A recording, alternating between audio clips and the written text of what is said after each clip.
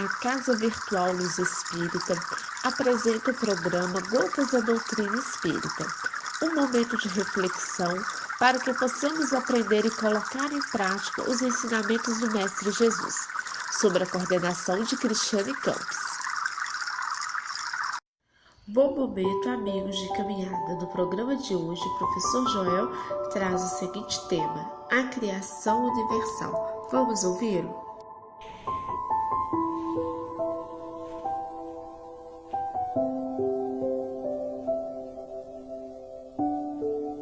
Analisando diante das ponderações que já foram feitas, é necessário que digamos que o universo infinito em meio ao qual nós vivemos, aqui neste pequeno mundo que é o planeta Terra, tiveram todos eles, todos os seus componentes, uma origem. Apresentam na sua trajetória dentro da eternidade uma existência que permite analisarmos o começo, a maturidade evolutiva das estrelas, dos planetas, dos satélites. Eles atingem a maturidade e chegam a um ponto no qual atingem a velhice. E atingindo a velhice, é claro que já expusemos há poucos momentos, que muitas vezes quando vislumbramos a beleza e o esplendor dos céus, estamos tendo a possibilidade de observar até mesmo uma estrela que já não mais existe. Tamanha é a incomensurabilidade infinita do universo onde vivemos, obra da criação divina, que estes eventos fatalmente acontecem. É claro que quando os mundos desaparecem, quando as estrelas desaparecem, é preciso considerarmos que a matéria-prima fundamental, a substância cósmica universal, prossegue existindo. E esta matéria cósmica universal, na sua essência, pode-se dizer que contém os elementos materiais fluídicos e vitais de todos os universos que estadeiam sua magnificência diante da eternidade.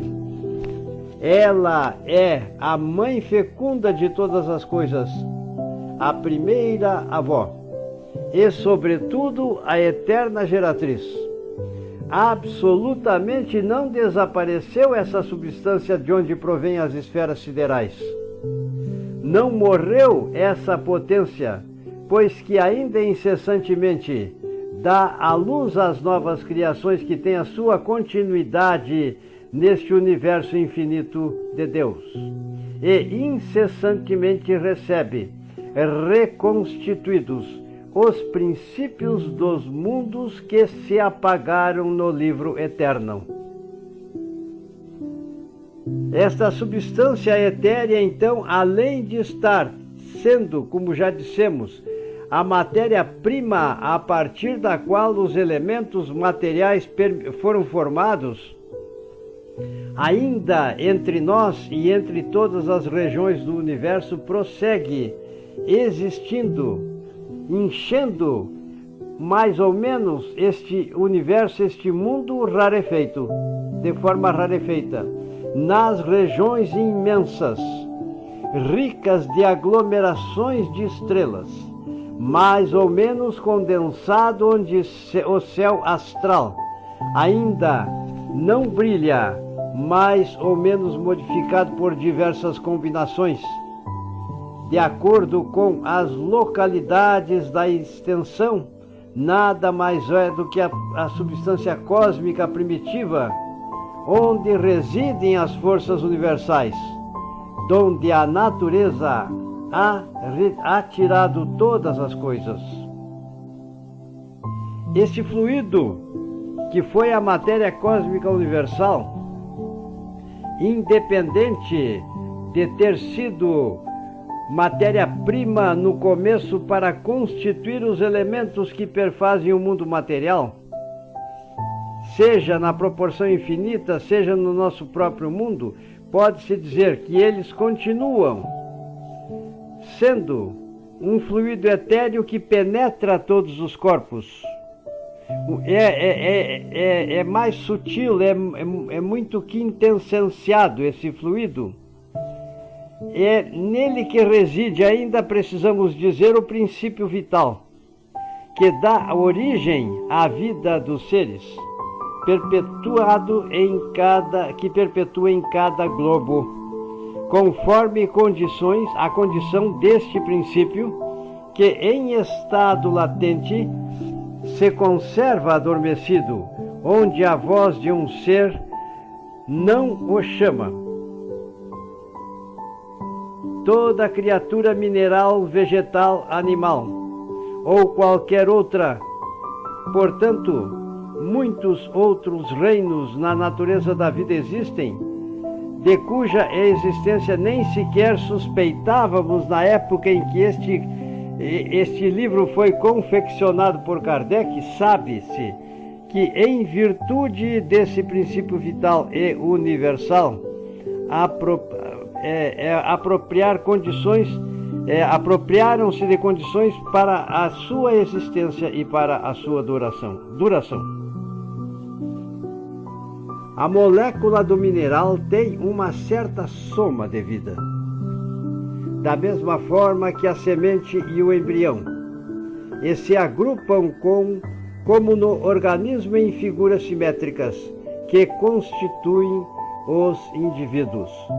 Muito importa nos compenetremos da noção de que a matéria cósmica primitiva se achava revestida não só das leis que asseguram a estabilidade dos mundos, como também do princípio vital que forma as gerações espontâneas em cada mundo. À medida que se apresentam as condições de existência sucessiva dos seres, e quando soa a hora do aparecimento dos filhos da vida durante o período criador, efetua-se assim a criação universal. É, pois, exato dizer-se que, sendo as operações da natureza a expressão da vontade divina, Deus a criado sempre, cria incessantemente e nunca deixará de criar. Diante destas palavras que pronunciamos, embasando-nos nas fontes de pesquisa, então entendamos que quando os elementos da química que são formados e conhecidos na tabela de classificação periódica de Mendeleev, esses elementos são os que constituíram o mundo material aqui na nossa Terra. Da combinação desses elementos surgiram as substâncias, e no momento em que aconteceu então a formação da matéria orgânica, o princípio vital, que se acha disseminado no universo inteiro porque Deus assim o fez.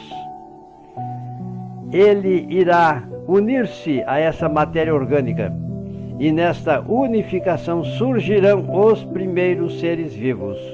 Não é propriamente então uma geração espontânea, mas por diretrizes divinas esses eventos, esses fatos acontecem. É necessário que ponderemos e verifiquemos que nas nossas análises nunca poderemos nos desvincular das bases científicas que precisam ser tomadas como referência para percebermos que na natureza não existem saltos, não existe milagre de criação de um ser vivo de um momento para o outro.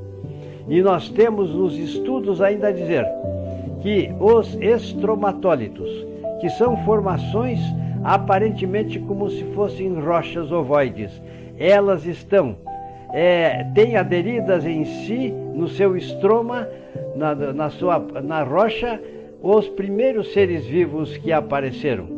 estes seres vivos na Terra foram datados e tem-se uma ideia aproximada, porque é dentro das estimativas, usando o método do carbono, isótopo do carbono 12, sabe-se que há cerca de 3,6 a 3,8 bilhões de anos, eles eram os primeiros seres vivos que foram formados. Mas no momento em que a vida está constituída, é claro que, se é um ser vivo, de uma forma que agora não consideraremos, estão presentes também os ácidos nucleicos, que expressam os meios pelos quais estes seres foram formados, e no processo de mutação ou mutagênico, alguns surgiram que adquiriram, que tiveram formado em si nessa mutação as primeiras moléculas de clorofila. E aí então aconteceu o surgimento da fotossíntese ou síntese clorofiliana por intermédio da energia da luz solar. E assim as águas dos oceanos primitivos, por causa da presença desses seres fotossintetizantes, que de forma científica surgiram, nós podemos dizer que a água oceânica começou a ficar enriquecida de oxigênio. Após, porque também no transcurso da eternidade surgiram as algas fotossintetizantes, também possuidoras de clorofila, formaram-se os meios através dos quais o oceano ficou saturado de oxigênio.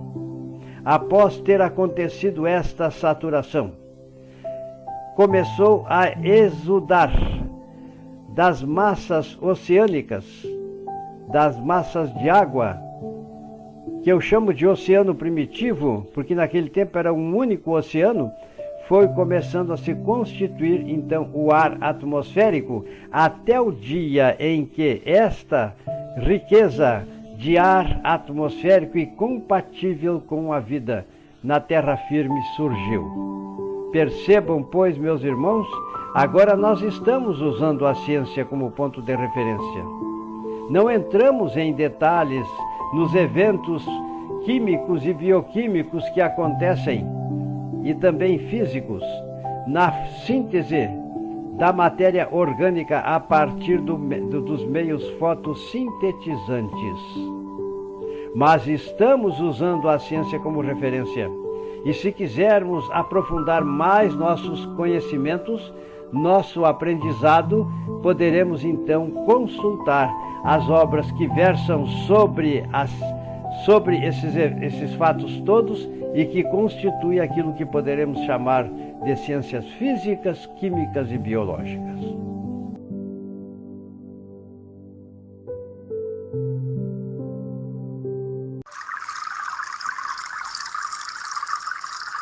O programa Gotas da Doutrina Espírita foi uma produção da Casa Virtual Luz Espírita e sua equipe. Acesse www.cavile.com.br.